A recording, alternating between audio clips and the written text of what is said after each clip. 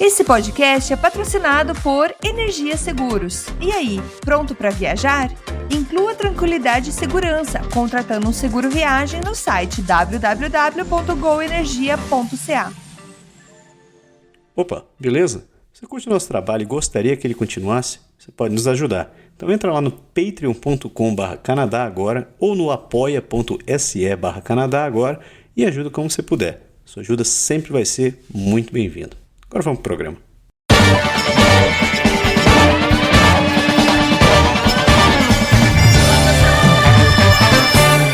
Saudações, humanos, e sejam bem-vindos de volta ao Canadá Agora, o seu podcast sobre política, economia e o cotidiano do Canadá, que fala das coisas como você quer ouvir.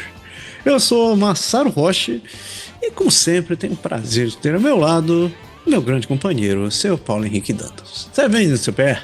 Fala, Massaro, estamos aí como sempre numa sexta-feira e como quem não pode ver, infelizmente é triste, mas cada vez que eu vejo a gente gravando aqui eu fico mais impressionado com a quantidade de Marvels que eu tô aqui, só tá aumentando minha coleção. Um dia vocês vão ser convidados para o meu Hotel Marvel, porque um dia minha mulher me põe pra fora de tanta coisa que eu compro da Marvel, esses bonequinhos, mas é sexta-feira, tá perdoado.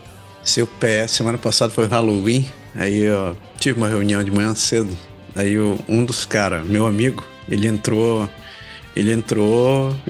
de fantasiado, né? Uhum.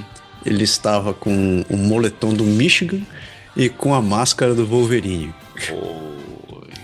Cara, mas a máscara do Wolverine dele era muito boa, cara, era perfeita, assim, cobria olho e tal, costa da cabeça, era muito massa. Então, pra quem gosta de perder tempo com essas coisas, às vezes eu ainda não comprei porque eu ainda estou me controlando, mas eu vejo essas impressoras 3D e tem uns projetos de máscara, cara, você vê cada uma no Facebook, no Instagram, os caras fazem umas máscaras do Wolverine, do Daredevil, cara, muito louco. Eu queria comprar só fazer isso, mas eu tô me contendo aqui, porque, e você falando de máscara, cara, quando eu fui na Disney e na Universal com as minhas filhas, né? Imagina quem que era criança quando a gente ia na Universal, porque lá tem os mundos, né? Tem um Harry Potter, tem a questão dos Marvels, tem o mundo dos Simpsons.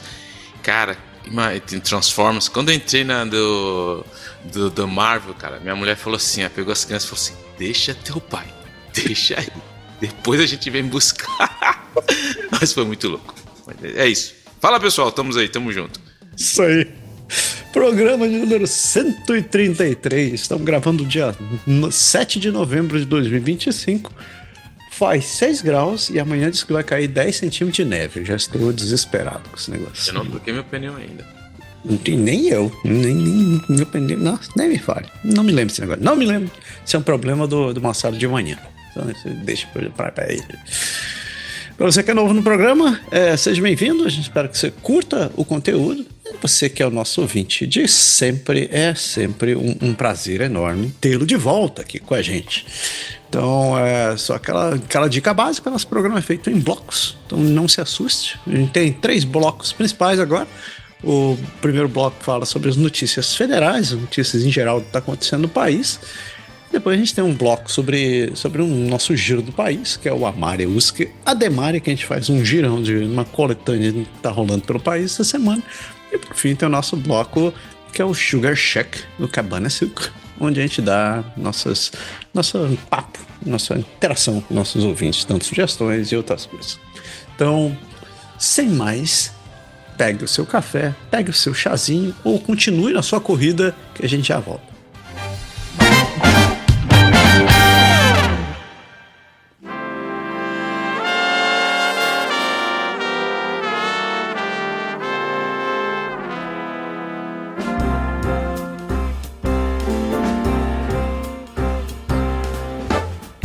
Então, notícia federal, essa semana o troço tá bom. O troço tá bom, porque só estamos falando de dinheiro essa semana. Eu devia até mudar o tema, a capa do programa, para falar sobre dinheiro. E a primeira já é tapa na cara. O Canadá coletou 3 bilhões de dólares de contra-tarifa dos Estados Unidos antes que a maioria fosse retirada. O governo canadense arrecadou essa bagatela contra a Trumpilândia antes de remover a maioria delas em setembro, um valor bem abaixo dos 20 bilhões que eram previstos pelos planos dos liberais. Nosso primeiro-ministro, Mark Carney, decidiu retirar a maioria das importações em conformidade com o CUSMA, que é o Canadá, US, México, que é o antigo NAFTA, para avançar nas negociações comerciais com Washington, apesar de ainda não ter um acordo com os Estados Unidos. O Carney destacou que o valor das tarifas retaliatórias estava diminuindo e que havia custos internos associados a elas. O ministro de Finanças, François-Philippe Vinho Borbulhante, afirmou que é importante se adaptar às mudanças para apoiar a indústria canadense. O Bill Robson, do Instituto C.D. Hall, alertou que depender de tarifas como fonte de renda pode prejudicar a economia. A Catherine Cobden, da Associação Canadense de Produtores de Aço, criticou as isenções, sugerindo que o governo deveria focar em produtos não fabricados no Canadá. Mais detalhes sobre arrecadações devem ser divulgados durante o orçamento.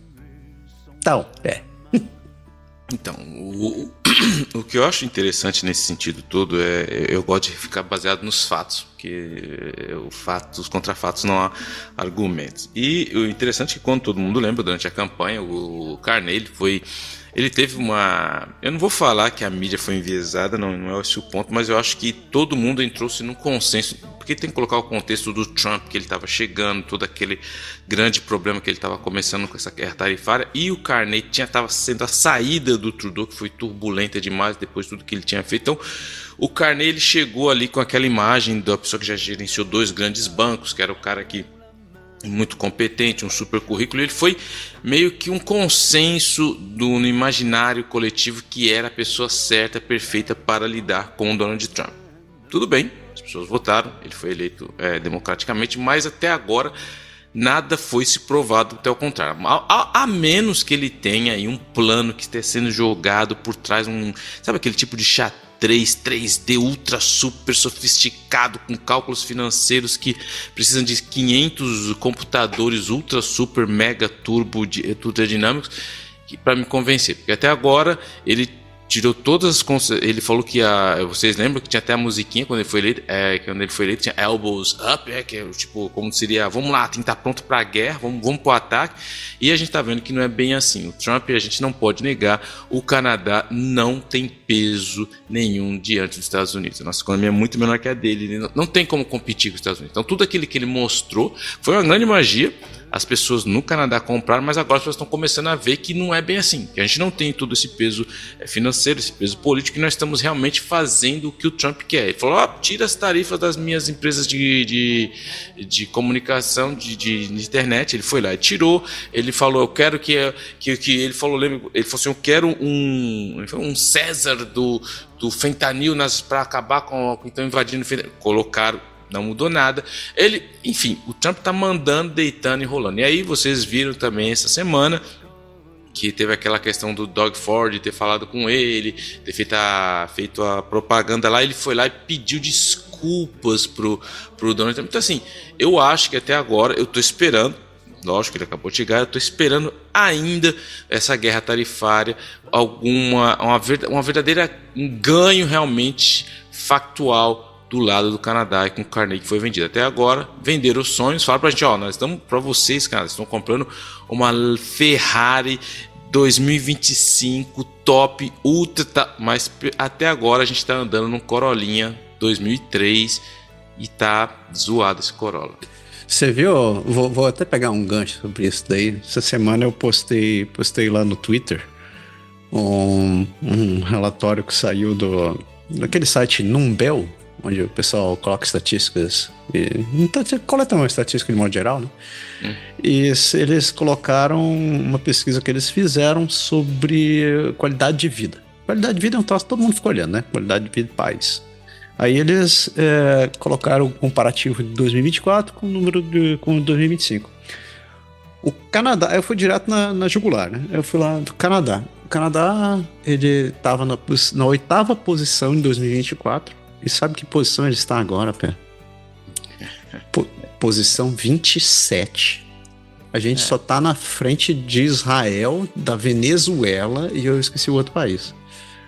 E, cara, assim, claro que a gente não tá no mesmo nível que a Venezuela, né? Mas um dos grandes fatores que contribuíram para isso daí tá sendo a economia e principalmente a inabilidade da população de conseguir adquirir um imóvel. E também a questão da saúde. Então foram os 3 principais fatores. Lembrando que a informação que é coletada lá, né, ela é coletada com base, assim, você vai e vota no negócio. Então, não tem, assim, um controle muito sério, profundo. Assim, mas é um indicador interessante, sabe como é que tá a opinião das pessoas, né? E segue a vida. E uma candidata do Bloco Québécois que perdeu, escutem bem essas, que você acha que cada voto não conta, ela perdeu por 1 voto a eleição, ela planeja recorrer à Corte Suprema. A candidata do Bloco Québécois, que é Nathalie Sinclair de Gagné, ela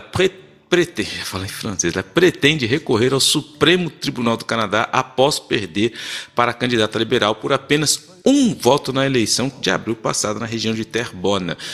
Depois de um juiz do Tribunal Superior rejeitar sua alegação de irregularidades que deveriam anular a vitória apertada de Tatiana Auguste Sinclair, Tatiana Auguste, Madame de Gagné, senhora de Gagné, eu de novo, decidiu apelar à mais alta corte do país. Segundo ela, o julgamento continha erros de fato e interpretação da lei. Após a eleição do dia 28 de abril, Auguste, ela foi declarada vencedora, mas os resultados mudaram a favor de Sinclair após um processo de validação. No entanto, uma recontagem judicial confirmou a vitória dos liberais por 23.352 contra 23.351. Sinclair de Gagné alega que o erro de endereço no envelope fornecido pela Eleição Canadá impediu que o voto de pelo menos um eleitor fosse contado. Apesar do juiz considerar o erro humano como não constitutivo de irregularidade, ela planeja arrecadar fundos para cobrir os custos do litígio e continuar lutando pelo que considera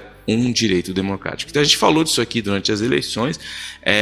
Foi um erro crasso assim da Eleições Canadá, um erro crasso, porque que aconteceu? Tinha um monte de CEP que estava errado, que as pessoas podem votar por antecipação, as pessoas que iam viajar pediram para votar por antecipação, eles enviaram a cédula pelo correio, a pessoa votava e retornava o envelope, tudo com o endereço que a Eleições Canadá enviou. O que aconteceu? Essas pessoas votaram, receberam, elas mandaram no endereço que estava suposto de ser o endereço de Eleições Canadá, elas retornaram o envelope como deveriam e o voto deles não foram contabilizados. Teve um monte de voto que não foi contabilizado. E na mídia apareceu, logo quando apareceu, foi interessante quando teve o resultado lá em Terrebonne, que a candidata dos liberais ganhou por 1 voto, uma moça lá de Terrebonne falou: peraí, meu voto não foi contado. E ela tem lá o envelope mostrando. E aí foi constatado que foi um erro da Eleições Canadá. Então eu acho ruim para. Erros acontecem, claro, ninguém é perfeito. Mas se o erro foi constatado, a gente sabe que quem cometeu o erro foi quem teria que cuidar do processo eleitoral. É meio complicado, deve ser muito duro você ver que você perdeu por 1 voto, porque a gente sabe também que essa nada contra candidatos liberais, mas ela era uma candidata que ela não era da região, ela foi praticamente jogada lá só para preencher, porque não tinha mais ninguém. E quando você tem uma diferença tão pequena dessa, com tudo que tem em contexto, eu acho que até para ela, no contexto dela é ruim, porque a credibilidade moral fica abalada com tudo que a gente está vendo. Mas enfim, é assim que funciona. Mas eles vão tentar ir na Corte Suprema, como precisa de dinheiro, tá fazendo um GoFundMe para ajudar lá, mas pelo jeito não vai dar em nada, não. Que situação, hein? E ainda seguindo nas notícias federais, né? O governo federal rejeitou um apelo de $20 mil para juízes federais, citando tarifas e gastos com defesa. O governo federal recusou recomendações da Comissão Independente de Compensação e Benefícios Judiciais sobre aumentos salariais para juízes federais. A proposta era elevar os salários em até 36 mil, mas o governo justificou a recusa devido à deterioração das finanças do Canadá e perspectivas econômicas diferentes. Com um déficit significativo previsto para o próximo orçamento, o governo não vê espaço para gastos adicionais. Atualmente, juízes federais gastam acima de $396.700 por ano. A comissão argumentava que aumentos são necessários para atrair profissionais do setor privado. Mas o governo declarou que os salários atuais já passam do aumento do custo de vida, evidenciando que são atrativos o suficiente. O senador Pierre Dalphond, ex-vereador da Associação dos Juízes do Tribunal Superior do Canadá, observou que a adesão às recomendações custaria cerca de 30 a 40 milhões de dólares por ano, enquanto gastos militares subiram 9 bilhões do ano.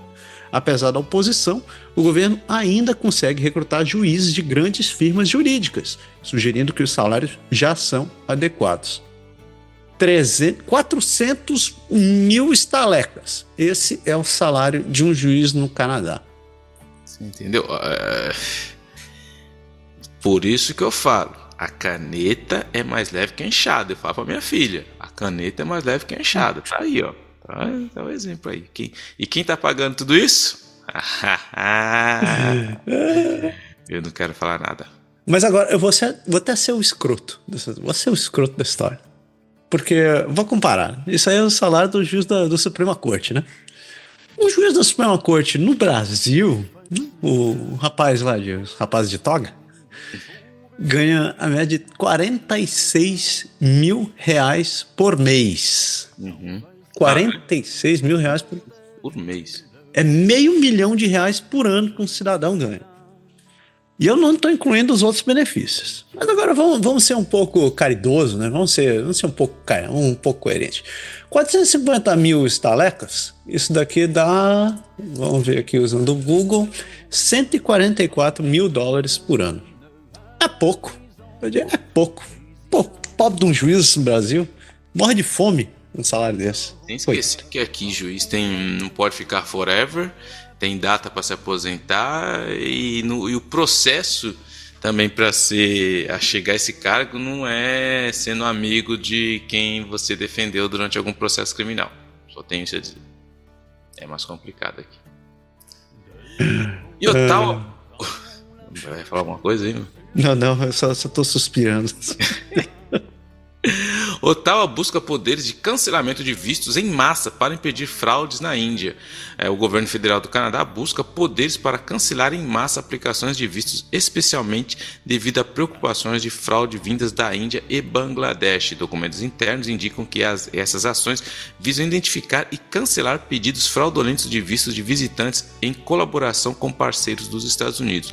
Um grupo de trabalho foi formado para forçar as ações de recusa de cancelamento de vistos. As razões públicas para essa medida incluem pandemias e guerra, mas o foco em países específicos gerou preocupações de que a gestão poderia criar um mecanismo de deportação em massa. A legislação foi proposta no parlamento e gerou resistência em mais de 300 grupos da sociedade civil. Paralelamente, Canadá e Índia trabalham para melhorar as relações após tensões diplomáticas evidenciadas pela visita do primeiro-ministro indiano Narendra Modi ao Canadá. A implementação de poderes de cancelamento ainda depende da decisão do governo em conselho e será comunicada publicamente explicando o interesse público de ordem e as implicações para aqueles afetados. Então, assim, só para dar um contexto, que todo mundo lembra que o Trudeau, quando teve assassinato de um canadense em solo, de uma pessoa indiana, um canadense de origem indiana aqui no solo canadense, ele foi lá na câmera e automaticamente ele apontou o dedo, falou que foi a Índia que mandou, e tudo, vocês lembram, gerou toda uma comoção. Ele achou que outros países iam embarcar, ninguém embarcou com ele, ficou meio sozinho falando no vento. O Narendra Modi criticou muito o Trudeau foi muito criticado internamente, as relações com a Índia se terminaram, praticamente não existiam. E aí com isso que aconteceu também, foi se descoberto que existem escolas de línguas que dizem que estavam trazendo estudantes da Índia para cá, e foi averiguado e provado que eram tudo fraudulento. Eles estavam forjando documentos, estavam forjando o papel lá, o comprovante financeiro, e tudo isso foi provado. Então, falando que existem muitas pessoas provenientes da Índia que têm vistos que poderiam ser cancelados. E sem fazer a falsa moralidade aqui, não é porque é contra a Índia, poderia ser qualquer país, poderia ser os Estados Unidos, independente aqui de que país veio. Importante é que são pessoas que burlaram o sistema e agora eu acho que tem que ser cancelado. Mas tem que se tomar muito cuidado, por quê? Porque todo mundo sabe que um país não funciona dentro de fora a Coreia do Norte, um país não funciona isolado. E os Estados Unidos, como está atacando muito o Canadá está procurando expandir suas fronteiras e uma dessas fronteiras é reatar os laços com a Índia. Então tudo isso vai ter que ser tomado com muito cuidado, porque a gente sabe que a comunidade indiana é enorme, a gente sabe que existem muitos parlamentares de origem indiana que têm uma influência grande no governo liberal. Então o Carney, ele tá pisando em não é nem ovos ali, ele tá pisando em águas vivas, assim, sabe? Ele tem que tomar muito cuidado para não complicar, porque ao mesmo tempo que ele está tentando reconstruir a relação com a Índia e aumentar as exportações do Canadá, que depende muito dos Estados Unidos, ele não pode dar as costas para a comunidade indiana que está no Canadá. Então, mas é para isso que ele é primeiro-ministro, ele tem que resolver esse tipo de problema e foi para isso que ele se candidatou a primeiro-ministro. Então, é isso que ele tem que fazer, mas que existe essa fraude enorme da Índia, isso é um fato. Só eu virei o garoto dos dados, essa semana eu tô empolgado me pegando número, né? Aí, só para dar uma ideia, né? Em 2022, 27% das pessoas que entraram no Canadá eram da Índia. Então, um quarto das pessoas que entraram no Canadá era da Índia. Em 2023, tiveram 139 mil indianos que foram dados residência permanência aqui. Sem falar em os vistos de estudo e outras coisas. Já em 2024 foram 148.800. Isso, de novo, só com residente permanente, incluindo o pessoal que entrou com estudo. Hoje, né, de acordo com dados do Estatística Canadá, que está ligeiramente desatualizado, 5,1% da população do país é indiana. Só 1,86 milhões de pessoas são indianas aqui. Isso inclui residentes permanentes e temporários, né, essa história. Então, só para dar um contexto para as pessoas, qual o tamanho da população canadense. E, de novo, isso aqui não é para criar uma caça às bruxas, porque esse dia tá, todo mundo... já é um motivo para... Você não pode falar que você é amarelo, você é preto, você é rosa. Nossa, alguém vai te bater. Mas, ninguém tem todo mundo aqui tem resiliência emocional. Ninguém é fraquinho aqui, não. Aqui é geração X, mano. Como é que é? Não tem negro com pele sensível aqui, bicho. E eu sou negro e não tenho a pele sensível. Tudo bem, vai. Vamos pular esse detalhe aí. Mas, hein? A casca é dura, mano. Aqui a casca é dura. Onde ele tá? Sim, governo cubano. Cuba! Tá ruim, vai pra Cuba. O governo cubano rouba salário dos seus cidadãos no Canadá. Isso é o que diz os ex-trabalhadores. Ex-funcionários cubanos que trabalharam no Canadá relataram práticas de confisco de salários realizados pelo governo de Cuba há anos. Em parcerias com empresas canadenses como a Sherritt International, os trabalhadores cubanos são obrigados a enviar a maior parte dos seus salários para contas em Cuba, restando pouco para suas despesas diárias. Em alguns casos, até 84% do salário é confiscado. Além disso, os trabalhadores enfrentam restrições rigorosas sobre suas relações pessoais e movimentos fora do trabalho, sendo submetidos a oficinas ideológicas e monitoramento. Essa situação é vista como uma forma de tráfico humano, uma vez que os cubanos não conseguem desfrutar de uma vida mais livre, apesar de trabalharem em países democráticos. Embora leis trabalhistas canadenses protejam os trabalhadores, as queixas contra o abuso são raras devido ao medo de represálias pelo governo cubano. A Sherritt nega envolvimento com o esquema de confisco, alegando que é uma questão interna entre os cubanos. Sou o Batman, né? Fala com a voz do Batman, então. Eu sou o Batman. Mas todo mundo sabe, cara, que infelizmente quem não tem essa visão romântica do socialismo cubano sabe como que funciona. Quem já foi para Cuba, eu já fui para Cuba. E é triste porque eu conversei com cubanos locais lá, pessoas que realmente têm uma visão ultra positiva do que é o governo cubano, e outras que saíram de Cuba e têm uma visão, então você consegue fazer mais ou menos a parte das coisas. E é triste saber que as coisas lá não funcionam como deveriam, e isso não me surpreende. Não me surpreende do mesmo jeito que não me surpreende quando você vê que no México o narcotráfico domina muitas coisas, como não me surpreende de ver como no Brasil muita coisa não funciona por causa da corrupção, é como não me surpreende na Colômbia, enfim, a gente sabe que em países onde a corrupção abusa lá no topo, quem sofre é a população. Infelizmente, mesmo você estando longe, mesmo você tentando fazer o melhor, você não tem condições, às vezes, de conseguir sair. É triste porque a gente sabe que nem todo mundo pensa do jeito que pensa o governo, todo mundo sabe que existe, mas as pessoas não têm o que fazer. Infelizmente, eles têm a máquina na mão, eles vivem disso, é um cancro que está estabelecido nessas pseudo-repúblicas, e infelizmente é isso, mas eu não me surpreende em nada essa notícia, realmente. Dureza. E o preço dos alimentos no Canadá continua subindo. Nos últimos meses, os consumidores do Canadá têm enfrentado um aumento significativo nos preços dos alimentos, especialmente o café, carne bovina e nozes. E lá vamos nozes. De acordo com a Estatística Canadá, o café teve um aumento alarmante de 28,6% no preço, sendo a variedade torrada ou moída a mais afetada, com um salto de 41% em setembro, comparado ao ano anterior.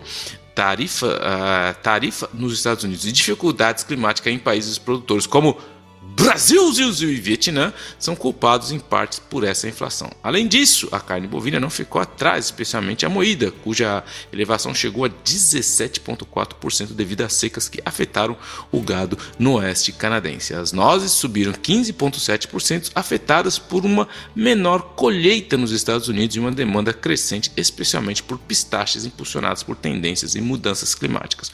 Outros produtos como chocolate e sucos de frutas, como o suco de laranja, também observaram crescimentos notáveis, enquanto o preço de algumas frutas, como as berries, diminuíram. E todo mundo que mora no Canadá, que estava acostumado a fazer o seu churrasquinho no verão, se você foi comprar sua picanha no Costcão, você sentiu um peso no seu bolsão, porque o negócio ficou bem difícil. Mas não é segredo para ninguém que realmente o alimento está, em geral, bem mais caro. Mas eu não tomo café, então quem tomar café, o problema não é meu.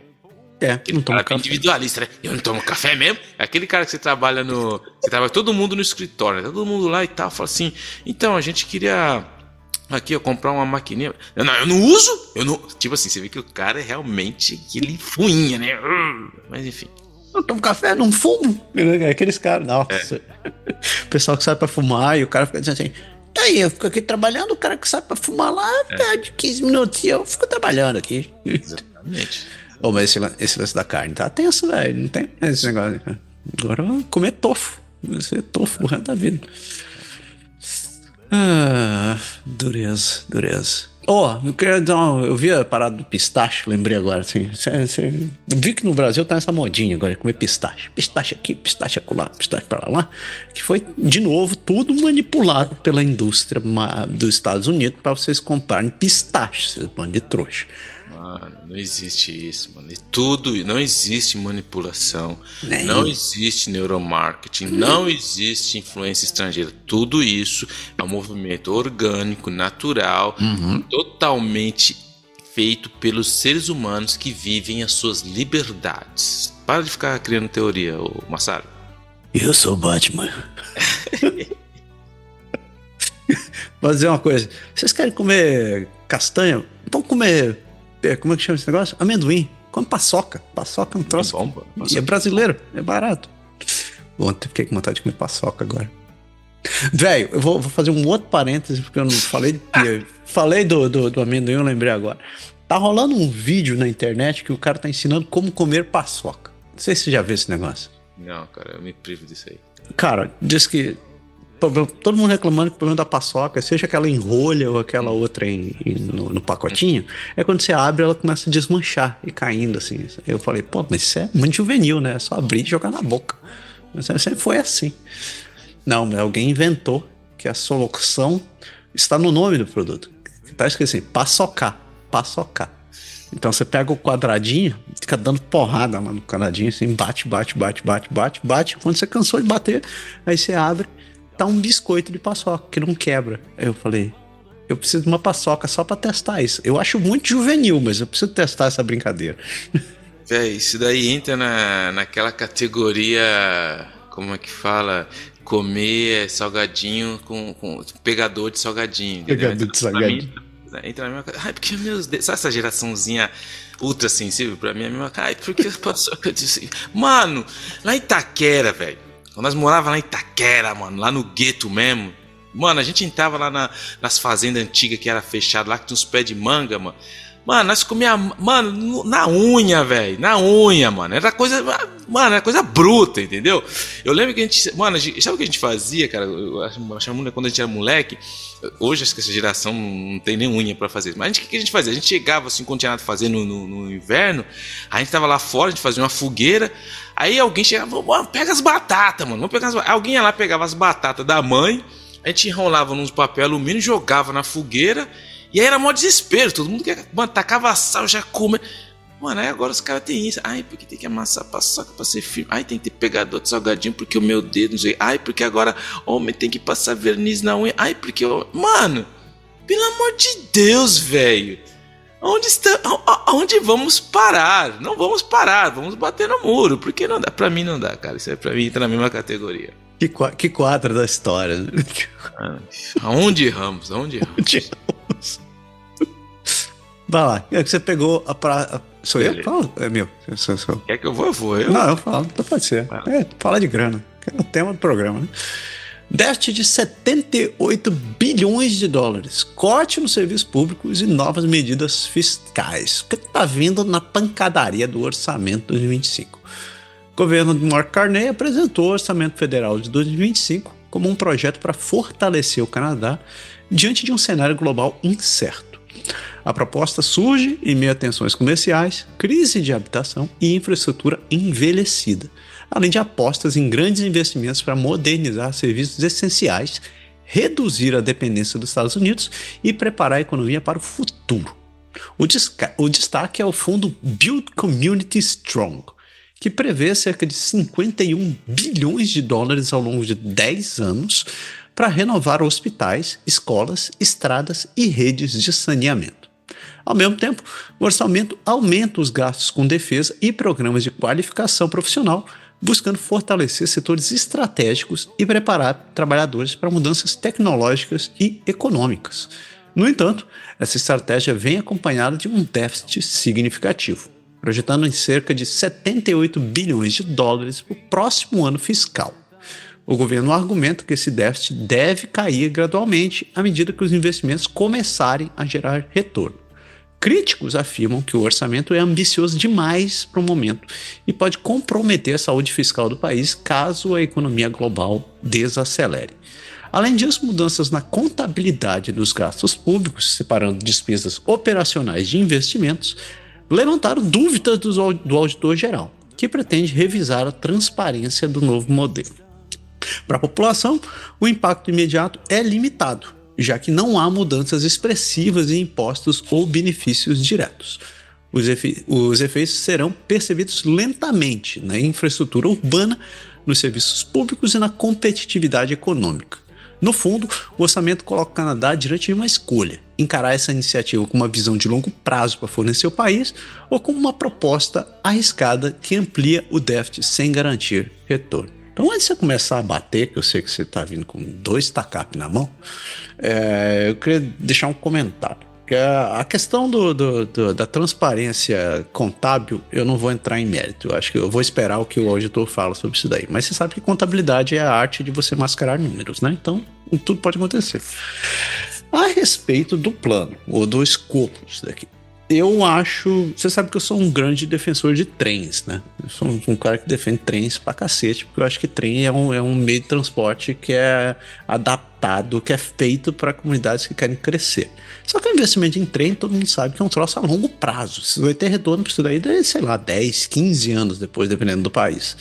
Mas é um retorno garantido, a menos que o país se destrua em guerra, né? Mas é um investimento garantido, porque a via férrea ela se mantém por muito tempo e ela contém a capacidade de desafogar muito e promover o crescimento do país. Eu acho que as mudanças do Carney, eu comparo essas propostas do orçamento com o investimento em linha férrea. Porque, de fato, o que ele está fazendo ali é uma aposta de longo prazo. Ele viu que ficar dependente dos Estados Unidos não é uma boa coisa. Ele sabe que o país não tem infraestrutura para poder continuar crescendo da maneira como é que tá. A gente sabe que, por exemplo, o investimento em alguns setores é pífio no país, como, por exemplo, indústria médica e farmacêutica. Não existe esse tipo de investimento no Canadá. Hoje a gente está muito para trás. E a gente está arrumando para ser escravo de 2 ou 3 áreas específicas. Eu acho um investimento válido, né? Assim, é um tipo de investimento que está pensando a longo prazo. Eu acho que muita gente vai tá muito incomodado com isso, porque é aquela história, né? Como é que você vai começar a pensar em construir sua casa se hoje você não tem o que comer, né? Então eu sei que a preocupação é grande e não estou dizendo que eu concordo 100% com o que está sendo feito ali, mas eu entendo as motivações e por esse ponto eu posso dar o braço ao torcer a esse orçamento. Não que eu vou mudar qualquer porcaria, né? Porque eu não voto nisso, eu também não ganho nisso, mas eu coloquei o homem lá, então agora eu tenho que cobrar desgraçado. Bom, como você sabe, eu não votei nele, então essa bucha eu não carrego. Essa bucha eu não carrego.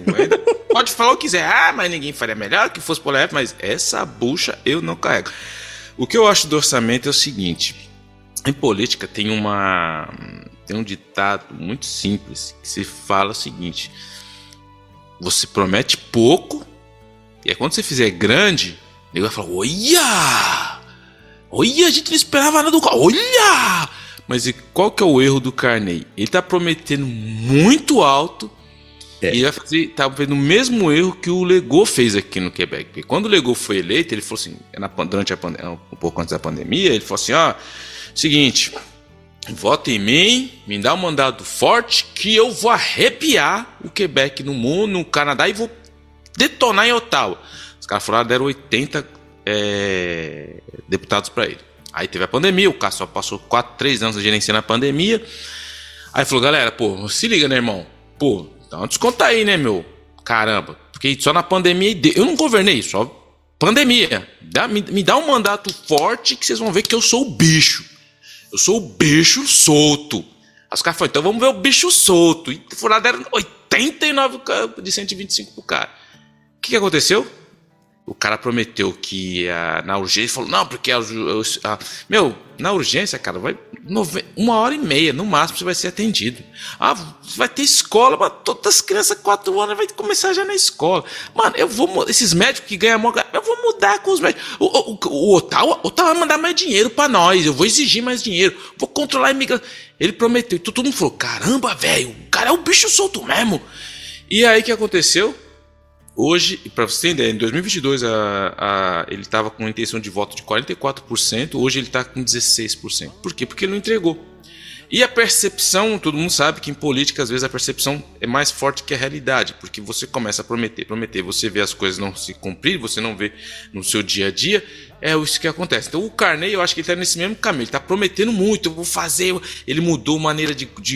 Eu nunca vi um orçamento mais inflado que esse daí. Não, que eu vou fazer aqui porque vai dar ali... Tudo bem, os caras de finanças, eu acredito que as pessoas são muito inteligentes que fizeram esse orçamento, mas existe o cunho político atrás de tudo isso, e essas promessas que ele fez muito grande, ele não vai ter como entregar, cara. E outra, ele conseguiu endividar mais do que aquele maluco que agora tá pegando a cantora lá, que eu não sei o nome. Katy Perry. E tá pior que o cara. Então, ou seja... E o que não me indigna em nada, porque eu sei como funciona a política, mas o que eu acho mais interessante na minha psicologia de botequim é como que esse cara foi vendido como a solução ultra super high competente pro Canadá.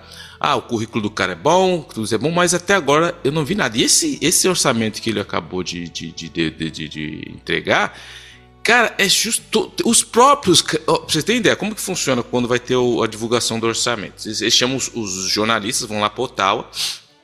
os jornalistas vão para uma sala, essa sala é fechada, então todo jornalista credenciado fica nessa sala, porque, lógico, eles têm que ler antes para preparar o boletim de jornal, tudo, não dá para ver na mesma hora que eu, porque não tem como. Então, eles pegam, então, para cada um entregue um envelope fechado, lacrado, confidencial, eles ficam isolados das redações, eles não podem usar o celular, e eles vão ficar ali lendo o orçamento, cada um vai naquela página que interessa mais, e vão ter especialistas do governo, do Ministério de Finanças, para explicar os pontos para eles conseguir.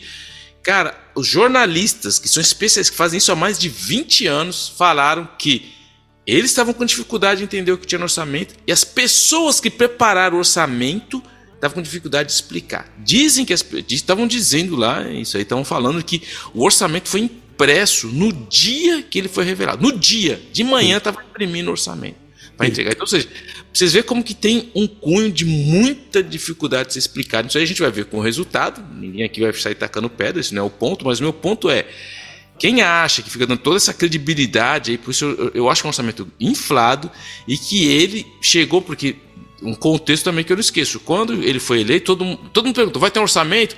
Aí o Felipe Champagne, que era o ministro da Finanças, falou, não vai ter orçamento até o ano que vem.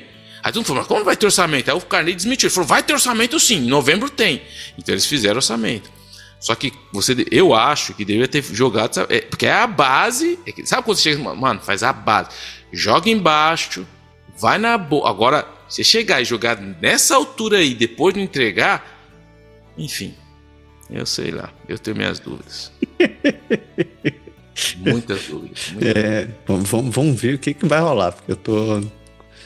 eu concordo. O bicho vai pegar. E o governo diminuiu o número de residentes temporários que permite no Canadá. O governo federal também planeja reduzir significativamente o número de residentes temporários admitidos nos próximos anos. A partir de 2026, a meta é admitir apenas 370 mil residentes temporários por ano, uma redução expressiva em relação aos 516 mil previstos no plano anterior de imigração daquela pessoa que beijou a Katy Perry e gostou. Esta é uma mudança de foco, visando controlar os níveis de imigração e concentrar-se em necessidades econômicas, atraindo talentos qualificados. De acordo com o ministro de Finanças François-Philippe Champagne, o objetivo é trazer imigração a níveis mais sustentáveis, respondendo a uma crescente preocupação dos canadenses sobre o número de imigrantes. A nova estratégia inclui a aceleração do reconhecimento de credenciais estrangeiras e medidas para aprovar rapidamente a residência permanente para trabalhadores com permissão de trabalho. Contudo, o plano tem recebido críticas de grupos de direitos de imigrantes, que veem a estratégia como uma tentativa de culpar os imigrantes por desafios econômicos e sociais sem enfrentar questões estruturais subjacentes. O que está acontecendo aqui, para resumir, é que aquele carinha lá que vocês gostam, que eu não gosto nem de citar o nome dele, que todo mundo sabe como eu amo ele, eu amo ela, né? Eu amo. E ele escancarou e o Canadá perdeu o controle da imigração. E agora ninguém sabe o que fazer. Ninguém sabe fazer, ninguém tem um número certo, ninguém sabe quanto. E tá uma bagunça. O que aconteceu? Tá uma bagunça em todo lugar, está afetando as províncias, e agora estão tentando colocar ordem na casa. Só que é o tipo de coisa, sabe aquele Lego que você demorou 6 anos para montar do palácio lá do Harry Potter, que tem pecinhas menor que a sua unha? Então, você imagina, você passou 6 anos para montar, aí veio um moleque, chutou tudo pro alto, bagunçou, chutou e falou assim, ó, monta aí de novo. Então é muito complicado, cara, porque ninguém sabe direito. Então o que o pessoal faz? Qualquer coisa, que é a melhor coisa, você para tudo, corta e vamos tentar fazendo aos poucos. Então, ou seja, é isso que eles estão fazendo. Eles vão tentar reconstruir o ministério, esses números, mas já tem muita gente legal, tem muita gente que você não pode mandar embora, tem muita gente abusando do sistema, mas a dificuldade maior é como usar essas pessoas economicamente. Então eles sabem que não adianta nada você trazer imigrante, porque tem uma frase que talvez vocês não vão concordar comigo, mas é uma frase que eu tenho refletido nela muito, que eu escuto muita gente, pessoas falam assim, imigrante é uma riqueza para o Canadá. Todo mundo fala, imigrante é uma riqueza. Eu tenho minhas dúvidas quanto a essa frase, porque o imigrante, o fato de ser imigrante é um status, ok? É um status. Você é um imigrante, você veio para cá. Se você vai ser uma riqueza para o Canadá ou não, vai ser o tempo que vai dizer. Porque tem imigrante aqui que rouba. Tem imigrante que abusa do sistema, tem imigrante que faz feminicídio, tem imigrante que traz imigrante legal, tem imigrante que trafica droga. Então, essa frase me incomoda quando todo mundo coloca o imigrante no mesmo parágrafo. Fala, o imigrante é uma riqueza pro cara. Eu falo, eu acho que calma. Não é assim, porque Aí eu tava discutindo com o cara e falou assim, não, mas o imigrante ele traz uma riqueza de fora, um conhecimento. Eu falei, tá, mas se você pegar um canadense daqui, tá? O cara nasceu e criado daqui. Aí o cara foi e ficou 3 anos lá na Uganda. Ele aprendeu a cultura, ele volta pra cá. Ele é só um canadense ou ele é um canadense que é uma riqueza pro próprio Canadá? Porque ele adquiriu uma cultura também. Não é o fato do cara trazer a cultura do país. Eu sei que eu gosto das discussões filosóficas sem sentido, mas eu achei. E eu tava falando pra ele assim, eu comecei a refletir sobre essa frase, porque quando o pessoal fala o imigrante é uma riqueza, depende, cara. Depende do que ele vai. Porque, que nem nesse caso, o cara que vem para sugar o sistema, para mim não é uma riqueza. E é um imigrante. Então, se a gente tratar o fato do imigrante como um status, ok, agora partir da premissa que pelo fato dos caras serem imigrantes. Não, porque tem que tomar cuidado da imigração, porque imigração é uma riqueza. Filosoficamente, eu tenho minhas dúvidas. Pronto, tá aqui a merda no ventilador, tá feito. Desculpa aí, Massaro. Outro. Eu agora vou ficar refletindo sobre isso. Não tenho uma opinião agora, mas a parte você pegou as maçãs ruins também e colocou tudo no mesmo balaio. Agora eu tô pensando nisso daqui. Ok, vou ter que raciocinar.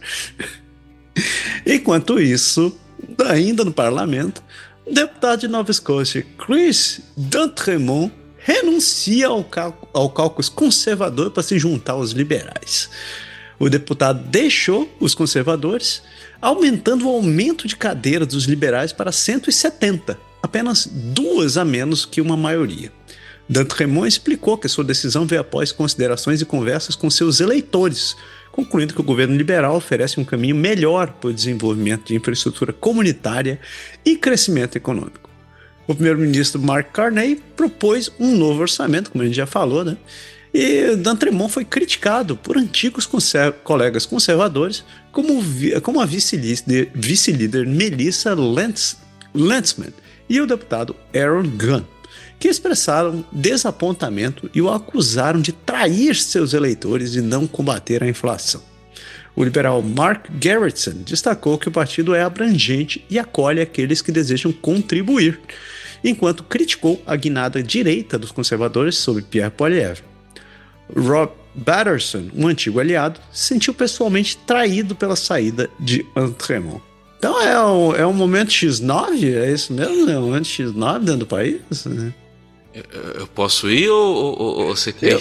Eu coloquei essa notícia porque eu tô esperando o veneno brotar. É isso que eu quero. Então, cara, esse foi assim, o Pierre Poilievre, cara, como eu já falei aqui, ele tá realmente, ele tá virando um mestre na arte de auto-pisar na casca de banana. Ele mesmo, de novo, ele tava lá na Marginal, ele pegou a casca de banana, ele viu uma casca de banana do outro lado da Marginal, ele foi lá, atravessou a Marginal, nadou o Rio Tietê e foi escorregar lá do outro lado. Por quê? Porque ele está sendo muito contestado, porque todo mundo falou, ó, depois que ele perdeu aquela lavada, a gente já falou nisso, perdeu a própria cadeira dele, ele voltou, todo mundo achou que ele ia mudar, e pelo jeito ele tá voltando a ser o mesmo Pierre Poilievre, que é um cachorro que late do lado de lá da oposição. Porque teve o budget. Então o que acontece? Politicamente tudo é estratégia. Teve a semana do budget, todo mundo sabia que ia ser um budget totalmente feito com caneta vermelha. O que ele deveria fazer? Todo mundo pensou, bom, o Poilievre vai aproveitar a semana para ganhar a semana, criticando o budget, fazendo o papel dele, propondo coisas interessantes, porque a gente sabe que o Carney copiou muita coisa do Poilievre. Então seria uma semana tecnicamente não fácil, mas não complicada, porque todo mundo vai falar do rombo de 78 bilhões, mas o que aconteceu? O Poilievre, com o estilo dele, que está sendo muito questionado de liderança, com todo sentido, eu aqui, criticando o Poilievre, anota aí. Ele está sendo muito questionado. O que aconteceu? Esse deputado, o D'Entremont, ele é um cara, para quem conhece ele já tinha um lado mais moderado, e ele estava muito incomodado com o estilo de liderança do Poilievre, então ele realmente atravessou a Câmara, que é uma coisa, eu acho particular, porque quando você é eleito, eu só dou 100% de valor a esse deputado, tudo bem, ele tem todo o direito de atravessar para o outro lado, mas quando ele for reeleito no outro partido, aí eu vou falar, beleza, agora você é legitimamente, moralmente, para mim, moralmente está eleito, porque você foi eleito por um partido, as pessoas estavam como se tinha uma proposta, aí você muda para o outro, eu acho isso um pouco particular, moralmente falando, mas é o direito dele, é totalmente legal. Só que isso põe, além disso, a questão é a capacidade do Poilievre de gerenciar. Será que ele vai ser realmente um bom futuro primeiro-ministro, ou ele é um cara que só tá ali para latir, fazer confusão e ser um bom chefe da oposição. Porque se ele for um bom chefe da oposição, ele nunca vai ser primeiro-ministro, ele vai continuar. E ele está reforçando cada dia mais. Isso daí, por que eu estou falando isso? Porque ontem, de novo, teve a mesma coisa aconteceu. Com um deputado conservador lá de Edmond, que ele se chama Matt General, ele também pediu demissão. Por quê? Porque quando teve esse primeiro caso, todo mundo falou assim, tava falando, o Carney precisa de dois votos a mais para ter a maioria, não precisar de voto de ninguém para aprovar o budget. Só que dizem que tinha línguas já falando, tem mais 2 conservadores aí que estão para atravessar, que tá vindo pro nosso lado. Um já esse veio, parece que tinha mais 2. E o General talvez seria o próximo. Só que o que aconteceu? Hoje o General chegou e falou assim, então, sabe, eu tô deixando a política. Tô saindo fora. Aí todo mundo, peraí, como assim, mano? Eu tô saindo fora, irmão. Eu não quero mais, tenho que cuidar da minha família. Você precisa ter tempo com sua família? Então, mas só que eu só vou sair na primavera, tá? Eu preciso ficar mais tempo com a minha família, mas eu vou sair na primavera. Aí todo mundo falou, mano, você tá de sacanagem, tá de brincadeira. Aí foram levantar, parece-se que realmente esse General, ele tava falando com os liberais, já tinha até falado com o Carney, mas parece que ele sofreu uma pressão enorme dentro do Partido Conservador. Falou, mano, a gente já tomou uma sabugada ontem. Se tu atravessar também, meu irmão, tu tá ligado que nós vai te seguir, tua vida tá melhor. Você tem 2 opções. Ou você vaza, mas você não vai... Aí parece que criaram-se uma pressão interessante, assim, e ele acabou dizendo, não, eu só quero sair fora no plantão. Mas assim, tudo isso de novo mostra que a liderança, o estilo e a forma de que o Poilievre faz política não está agradando no seu próprio caucus. E isso é muito complicado, porque isso fala muito do personagem, porque era uma semana que ele poderia ter ganho. E quando a gente está falando de General, a gente está falando do Entremont, a gente está falando do estilo do Poilievre, ninguém fala do quê? Do budget. Ninguém fala do quê? Da dívida. Por quê? Porque toda a atenção está indo no lugar que não deveria.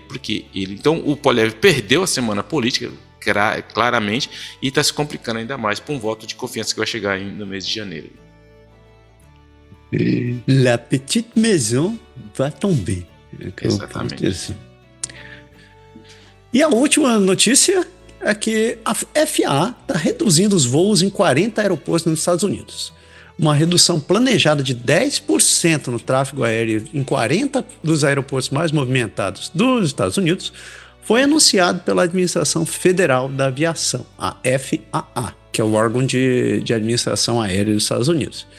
Tudo isso devido à paralisação do governo norte-americano, o tal do shutdown, né?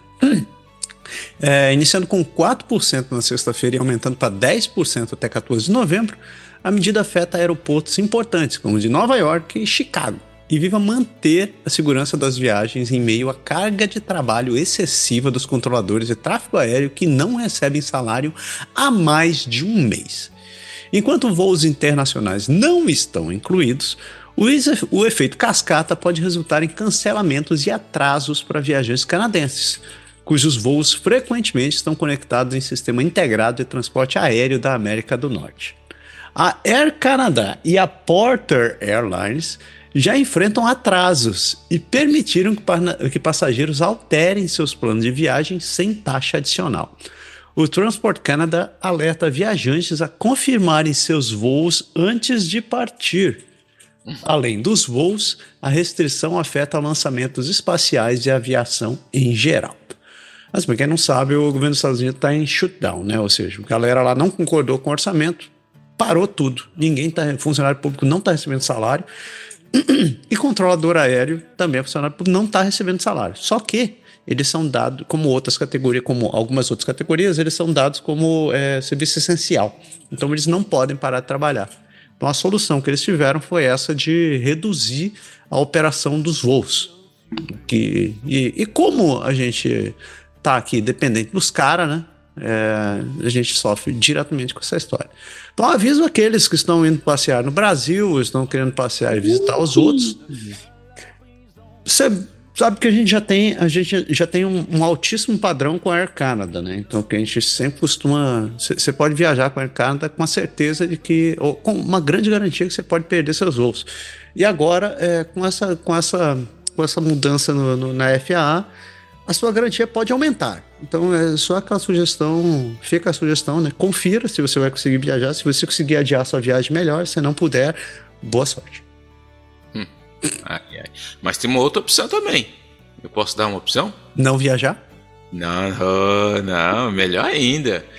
A bombardeia, porque o governo canadense, que quando tinha o governo daquele cara lá, quando tava no poder aquele cara que eu não quero falar o nome, que tá beijando a Katy Perry, o que acontecia? Ele criou uma taxa para os jatos de luxo. Vou criar uma taxa porque vai aumentar. Nunca deu em nada essa taxa, só que o novo governo tirou essa taxa para os jatos de Bombardier e falou, mano, beleza, velho. Porque a gente estava entregando 12 a 16 jatos de luxo, agora durante o governo desse cara a gente só entregou 2, agora vai melhorar. Então, se você quiser e tiver a grana, tá mais barato comprar um jatinho de luxo. Dá tempo ainda. Então, como é que é? Se não tem pão, como um brioches, né? Entendeu? Mas é isso aí. Está mais barato o jatinho. Eu pensei que você ia dar uma do pai do Chris e dizer assim, a melhor maneira de economizar dinheiro é não gastar. Não gastar dinheiro, isso é verdade também. E a gente fecha nossas notícias federais e segue para o nosso giro de notícias pelo país. Já volto.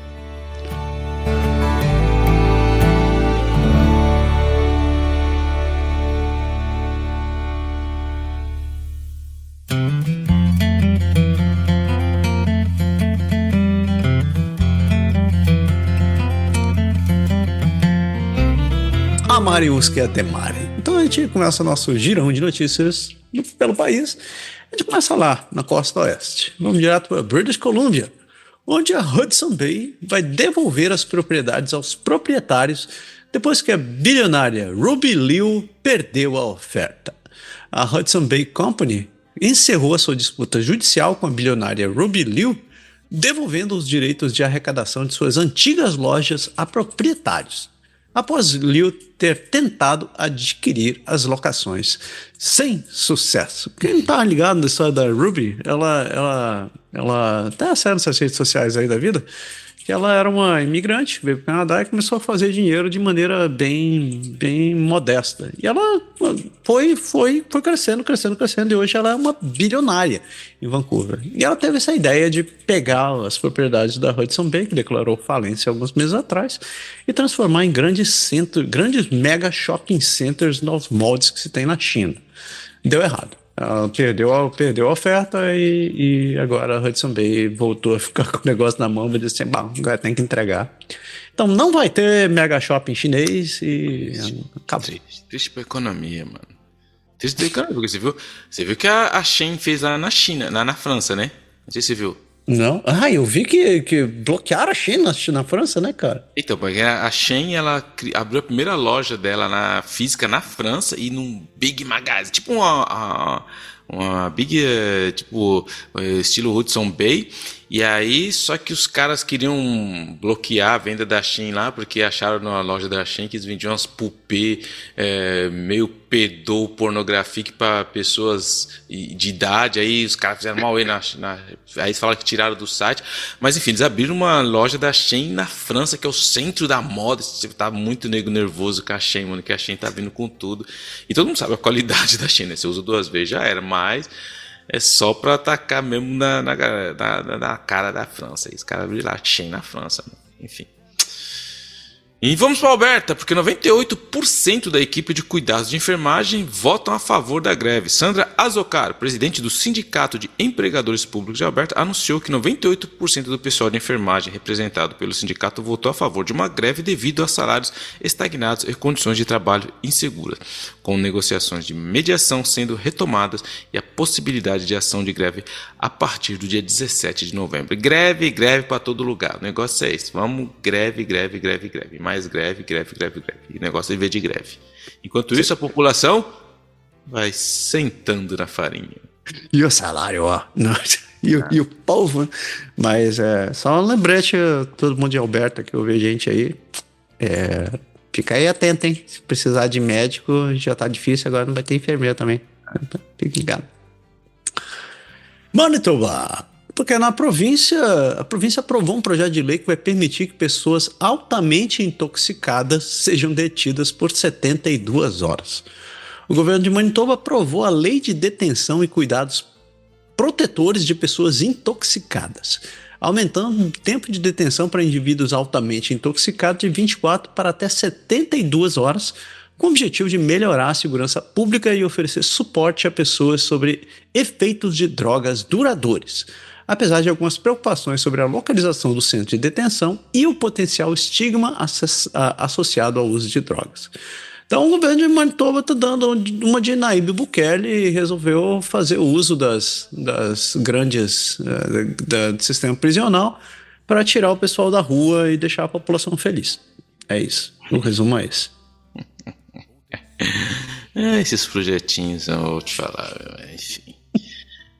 222 milhões de cocaínas encontradas escondidas na TV, sendo enviadas para o norte de Manitoba. Mais de 440 gramas de cocaína foram apreendidas pela RCMP no aeroporto de Thompson, encontrado dentro de uma TV destinada a uma comunidade de Manitoba, resultando na prisão de uma mulher de 55 anos acusada de posse com intenção de tráfico. Mano, isso você realmente queria fazer a galera viajar.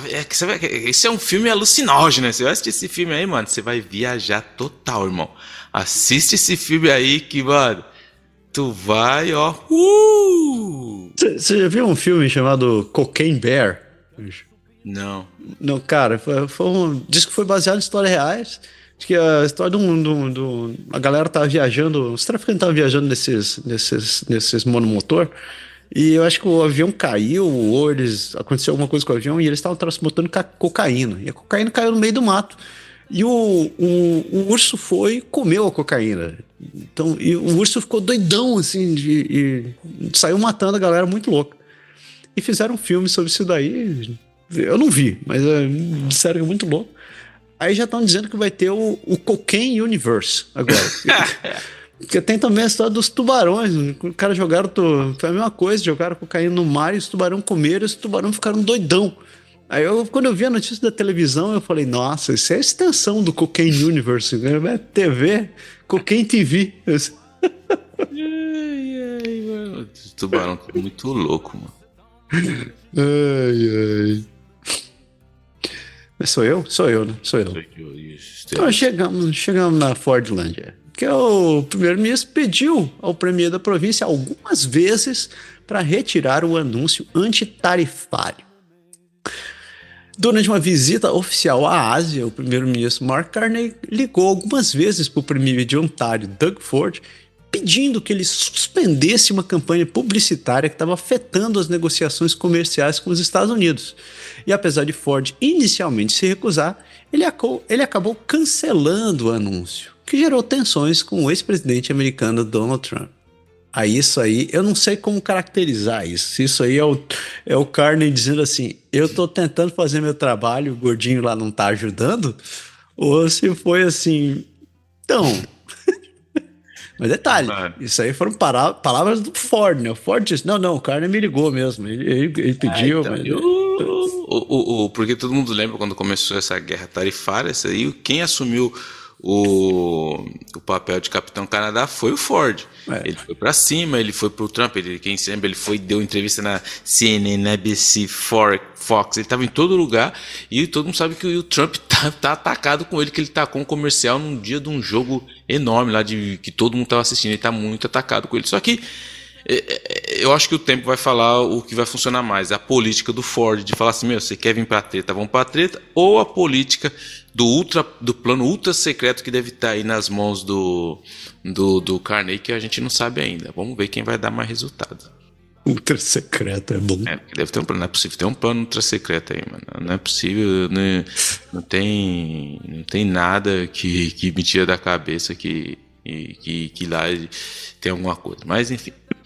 E no plano de segurança do TTC inclui equipes mais visível, melhor treinamento, porque a cidade de Toronto anunciou um novo plano para melhorar a segurança no transporte público, incluindo a contratação de agentes adicionais e a implementação de um programa de trabalhadores de crise na linha 1 do TTC, com o objetivo de aumentar a confiança dos passageiros e abordar questões de segurança enquanto enfrenta desafios com necessidades de Wi-Fi gratuitos no metrô. Eita, não, mas nós está em 2025 mesmo, né?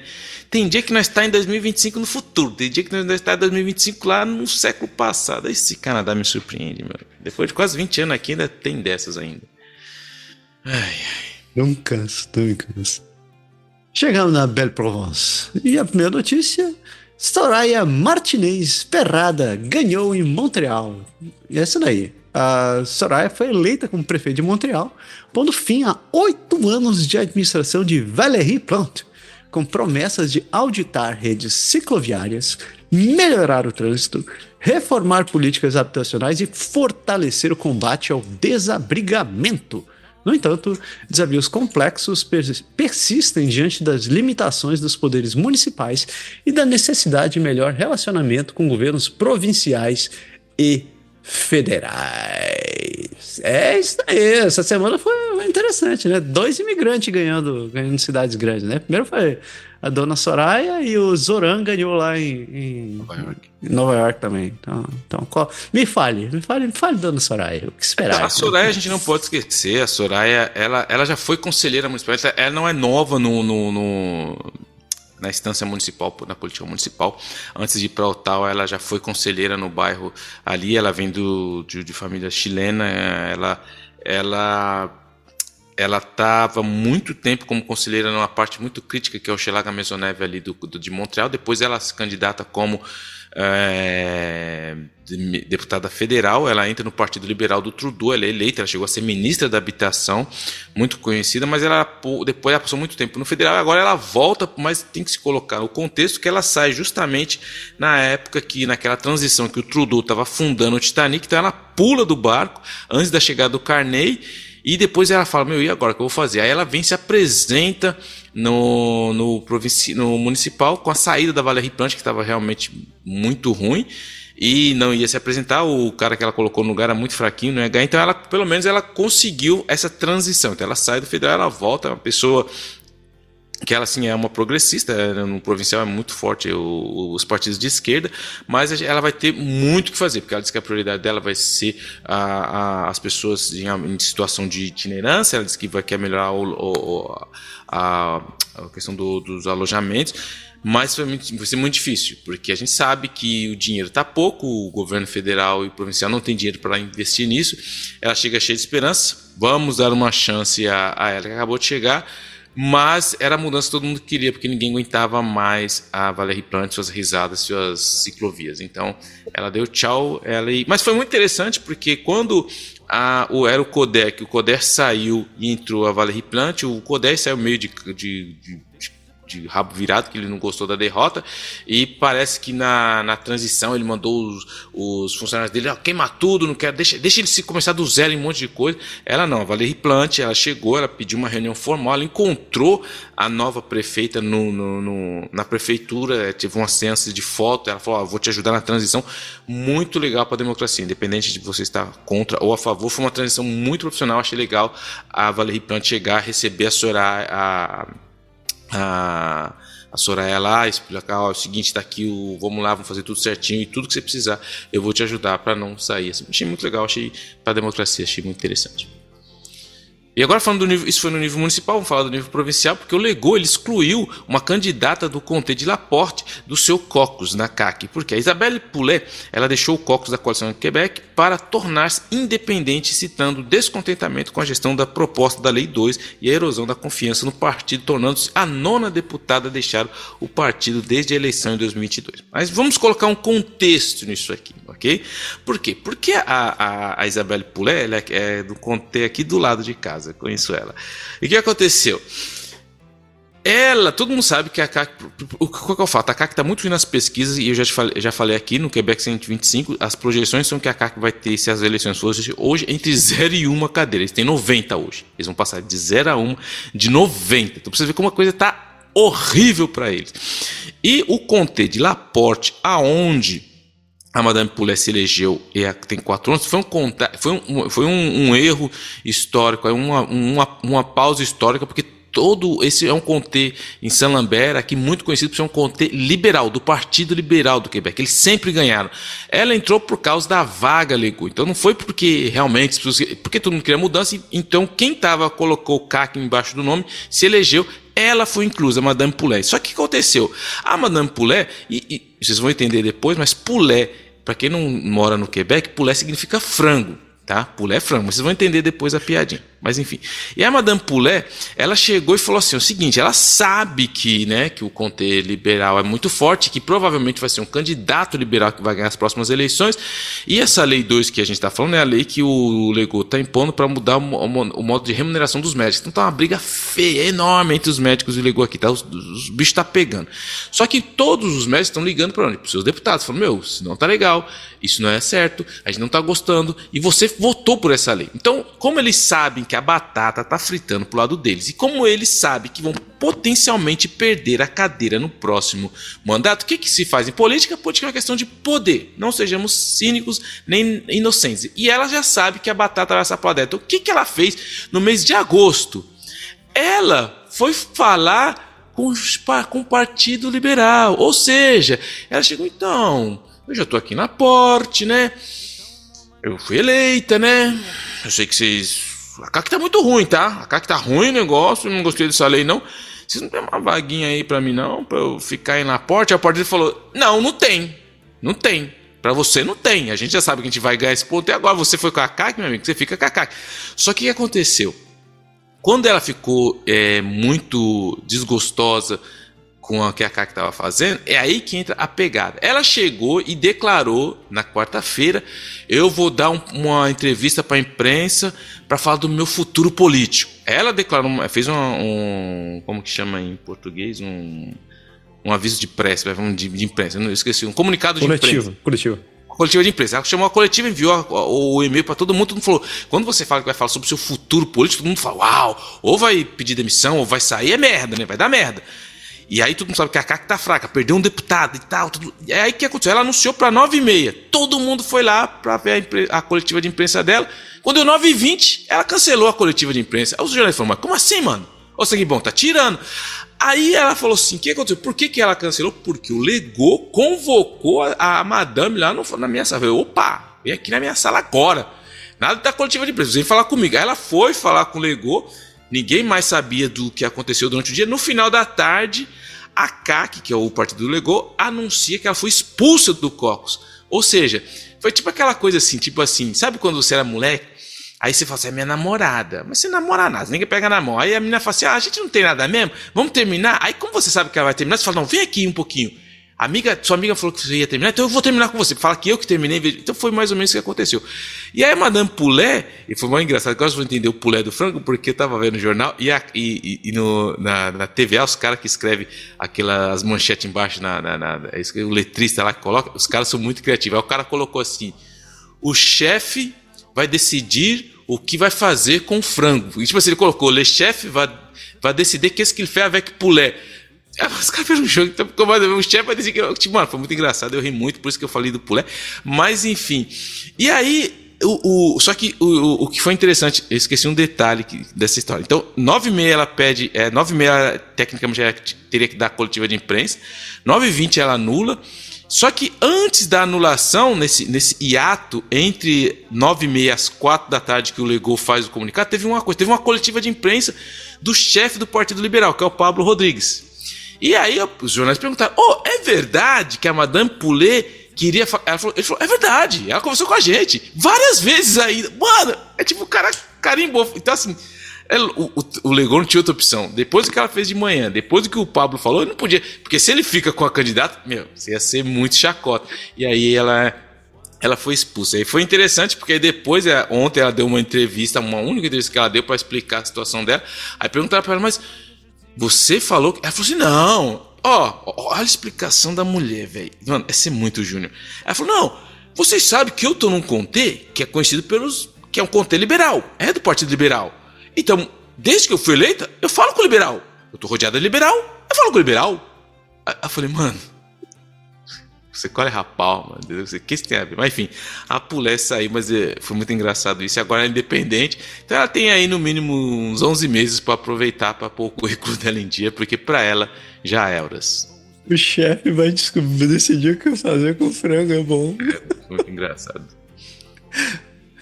E ainda no Quebec, que eu vou ficar pensando nesse frango agora. Posts anti-Israel fizeram com que o estudante do ensino médio de Montreal fosse suspenso. E ela diz que está sendo censurada. Um estudante de uma escola de ensino médio em Montreal foi suspenso por expressar críticas ao Estado de Israel em sua conta privada no Instagram, ação que a escola classificou como ofensiva e inadequada. Enquanto a estudante e a sua família alegam que a suspensão é uma forma de censura e estão buscando um recurso através do conselho escolar, citando o direito à liberdade de expressão. Estou confuso, preciso de ódio não é liberdade de expressão. Cuidado com esse detalhe. E foi esse o contexto? Eu não vi a história. Ela foi então, realmente... o moleque, essas coisas de moleques acabaram escrevendo lá no negócio da escola, alguém viu e tal, enfim. Só que aí os pais estão falando, porque é a liberdade de expressão. Então, é o que as pessoas estão tentando explicar. Discurso de ódio não é liberdade de expressão. Por isso que as pessoas falam, porque liberdade de expressão. Não, existe já um enquadramento jurídico para que é difamação, o que é discurso. Isso existe. Se você escrever, não adianta querer se proteger atrás disso. E tem mais a questão também que todo mundo sabe que aqui no Quebec a gente tem uma comunidade judaica muito grande. E é o tipo de coisa que você não pode sair falando, cara. É que as pessoas não entendem. Você pode ser a favor de Israel sem ser a favor do que o Netanyahu faz, do mesmo jeito que você pode ser a favor do povo palestino sem ser a favor do que o Hamas faz. Mas é essa nuance que as pessoas não entendem e acaba tendo essas palhaçadas aí. E o governo do Quebec corta metas de imigração para residentes. O governo do Quebec anunciou uma redução de metas de imigração para os próximos anos, com o objetivo de admitir 45 mil novos residentes permanentes atualmente e busca aumentar a proporção de imigrantes com habilidades intermediárias em francês, enquanto enfrenta críticas do setor empresarial sobre possíveis impactos no déficit de mão de obra. O que aconteceu foi que estava tendo um comitê para reavaliar o número da capacidade de imigrantes no Quebec, e eles acabaram, esse relatório acabou sendo divulgado essa semana e tinham 3 cenários, 25, 35 e 45 mil. Mas lógico que durante tudo isso estava tendo uma pressão enorme do meio industrial, empresarial, falando do que você vai fazer com esse monte de pessoas que a gente precisa aqui. O fato é que a CAQ, de novo, 2022 o Legault, ele falando sobre o problema com a imigração, que ele adora tacar o pau na imigração, ele falou que se o Quebec continuasse aceitando números de 50 mil imigrantes por ano, o Quebec estava correndo um risco de se tornar uma Louisiana. Ele falou, pode ser a lusianização do Quebec. Todo mundo sabe que a Louisiana já teve áreas francesas, influência francesa, mas perdeu nos Estados Unidos, enfim. E ele usou essa frase que ficou muito conhecida, a lusianização. Então, em 2022, ele falou que 50 mil seria um fator enorme. E agora ele aceita 45 mil. Ou seja, bem-vindo à coerência e à oportunidade política. E é por isso que eu falo que, na verdade, o Legault está desesperado. Isso é nada mais que uma tentativa de fazer um capital político. E se em 2022 50 mil já era difícil, por que 45 mil hoje é aceitável? Simplesmente pelo fato... Ele fala, não, mas que tem todo o contexto econômico. Tudo bem, porque você não explicou isso naquela época. Você está agora querendo fazer o quê? Uma virada, mas ao mesmo tempo falando que você controla a imigração e que você tem a mão forte nisso, e do mesmo tempo falando, eu não abandono a indústria, eu não abandono a classe empresarial, porque eu sei que vocês precisam disso. Então, assim, é a maneira de você fazer jogar no seco e molhado ao mesmo tempo. Ou seja, mais para mim, é mais um oportunismo político da coalição Avenir Quebec que está se dissolvendo. E é isso? Não tem extra do Quebec? Não, esse por hoje é só, pessoal. O cara entendeu a referência. Geração X entende a referência, mano. Os velhos somos nós, cara. Velhos somos nozes. Newfoundland, então chegamos nas Atlânticas. Porque na província enfrentaram desafios como primeira província. Newfoundland está enfrentando desafios como a primeira província com 25% da população com 65 anos ou mais. Newfoundland e Labrador tem a maior população de idosos do Canadá, o que traz desafios como pressão sobre serviços de saúde e dificuldades financeiras para muitos, mas também oferece oportunidades para aproveitamento da sabedoria acumulada dessa população. Já temos a província dos elders agora. Mano. Dos boomers. Os boomers. Os caras são zica. E vamos lá para a Ilha do Príncipe Eduardo, porque os moradores pediram informações sobre regras para serviços de beleza não regulamentados. A província do Príncipe Edward Island está revisando a sua legislação para possivelmente incluir a regulamentação de serviços de cosmetologia, como cuidados com a pele, unhas e remoções de pelos, que atualmente não são cobertos pela lei dos cabeleireiros, a fim de garantir a segurança e padrões na qualidade para o público. Ou seja, vamos regulamentar essa galera aí, mano, porque tá todo mundo falando, mano, eu manjo. Cuidado, hein, mano. Cuidado que sai, cara. Esse negócio de dizer que, olha, mano, você tem que ter muito cuidado. Vai nesses lugares aí que o pessoal fica falando, mano, eu manjo. Tem que regularizar, porque tem muito, mano, mexer em negócios cuidadosos aí, pele, unha. Então, muito cuidado, você vai no açougue para depois não se arrepender, mano. Muito cuidado. É verdade. Você sabe que eu tô sendo bombardeado no Instagram por essas coisas bizarras. Né? Tipo, aí tem uns cosmetologistas ou dermatologistas falando assim, nunca exprima aquela espinha no nariz, porque um homem uma vez exprimiu uma espinha e morreu. Eu falei, caraca... Esse é o problema da internet. Tem um comercial aqui no Quebec, cara, que eu me racho muito. É um comercial de uma rede de farmácias, que ele ironiza essa galera que fica vendo tudo na internet, sabe? Aí tem assim, aí você imagina, uns comerciais tá chovendo assim pra caramba, aí o cara aparece na frente da porta da mulher, começa a gritar, fulana, a mulher abre assim, quem foi? Eu preciso falar com ele com o celular na mão, gritando, todo molhado, eu te amo, você é minha vizinha. Ele é um cara bem estranho, tá? E ela é super gata, assim. Aí ele chega assim, eu te amo, a gente é vizinho há 10 anos, eu vou morrer pelo que eu vi aqui na internet, eu não posso partir desse mundo sem te falar isso. Aí no próximo take tá ela e ele na farmácia, a farmacêutica tá falando, não, você só tem uma gripe. Aí tudo encharcado assim, a menina bate nas costas dele. Boa notícia, né? Amigo, mano, que engraçado.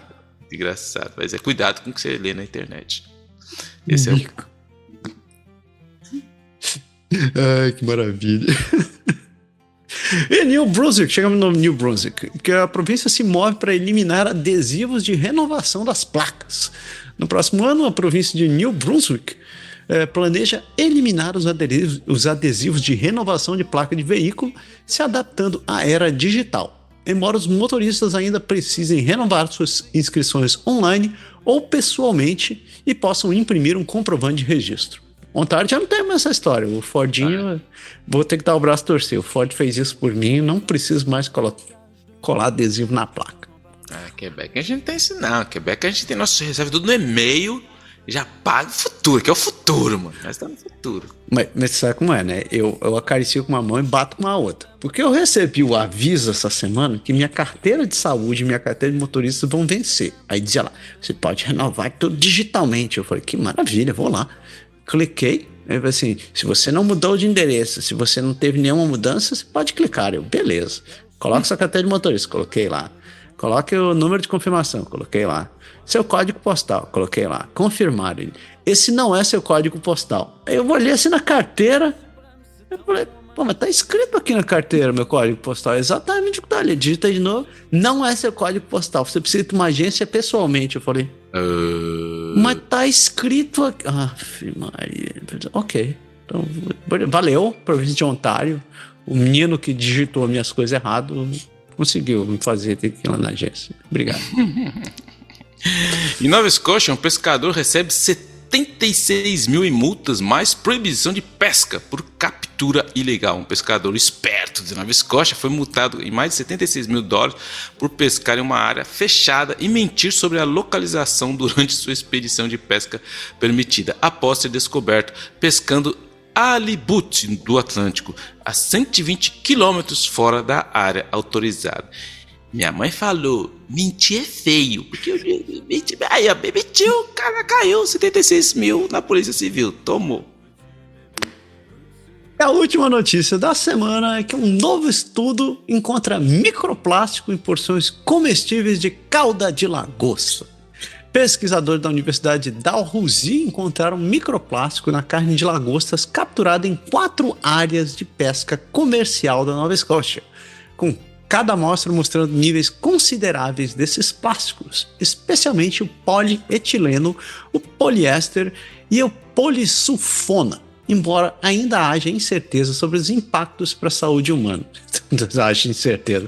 Você vai ver daqui a uns 10 anos, vai ser gente nascendo com um chifre de plástico na cabeça. Que você vai ver. Ai. Isso aí. Então é só confirmando o que todo mundo já sabe, né? Que a gente está comendo plástico e é isso aí. Beleza. E a gente fecha nossas notícias da semana e a gente segue para a parte mais doce deste programa.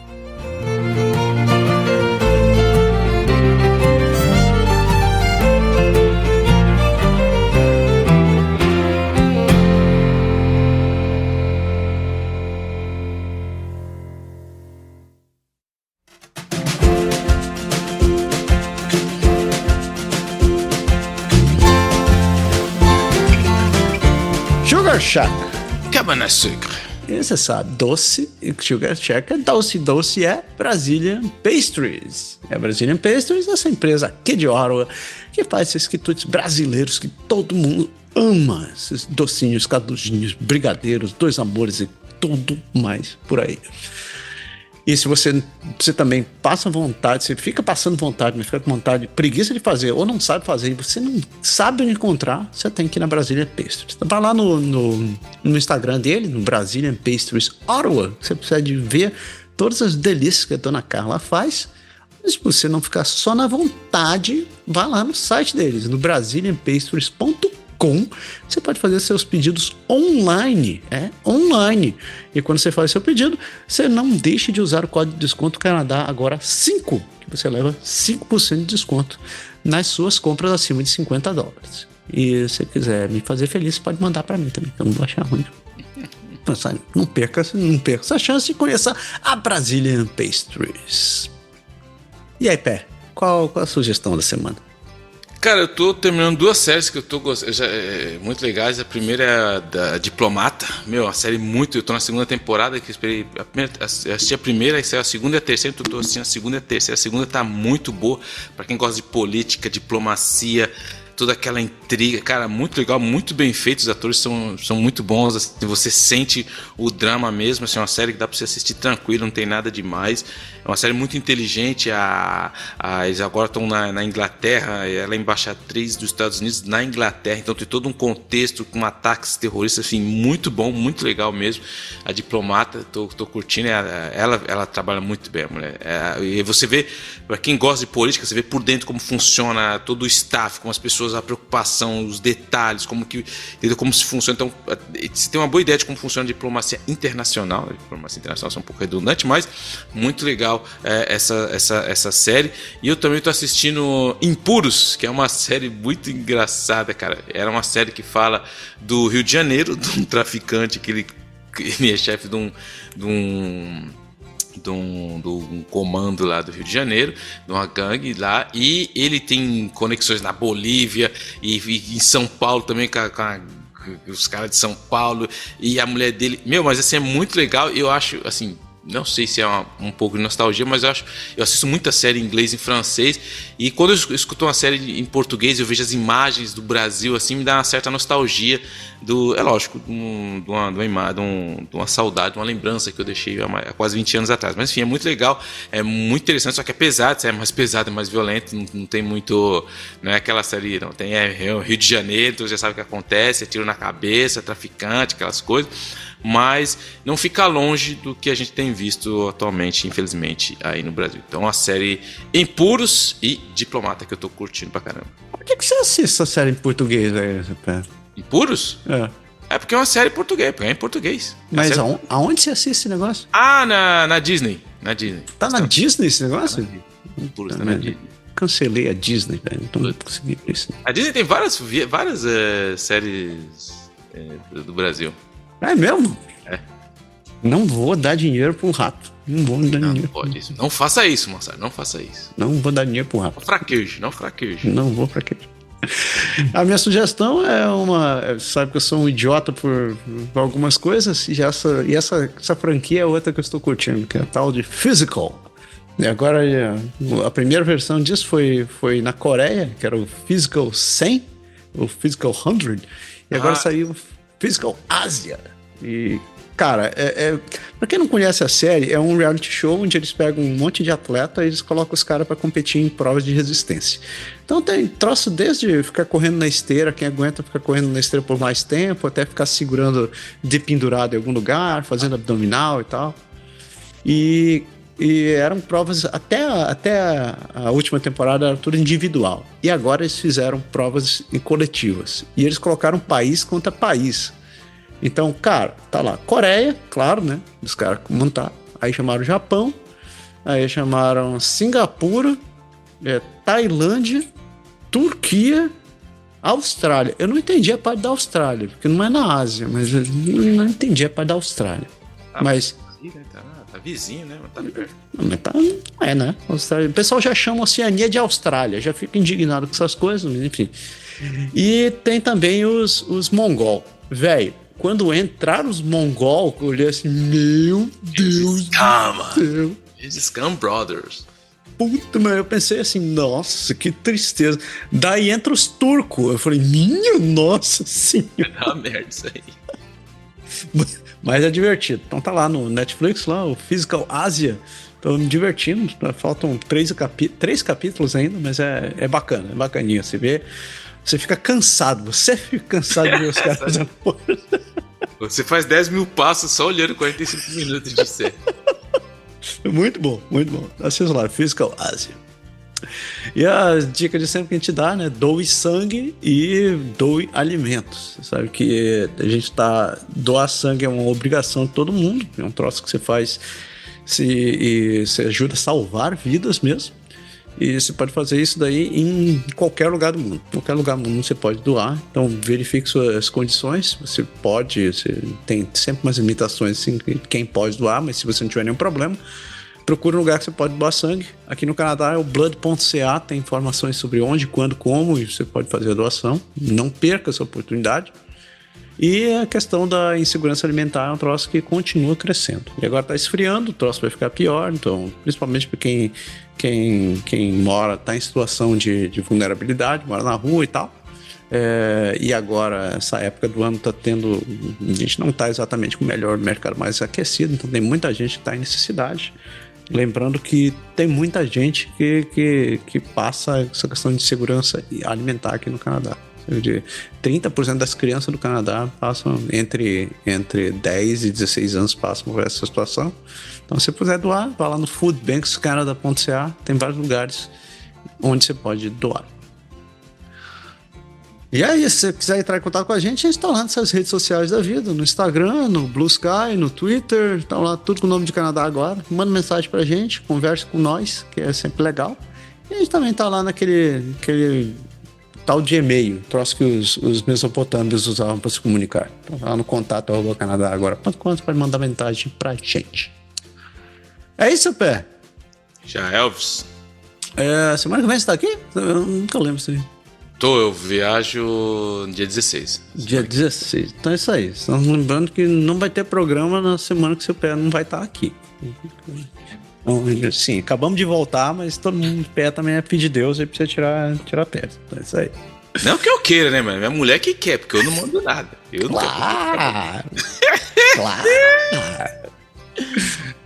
Então, pessoas, uma excelente semana para todo mundo e a gente se vê semana que vem. Um abraço. Valeu.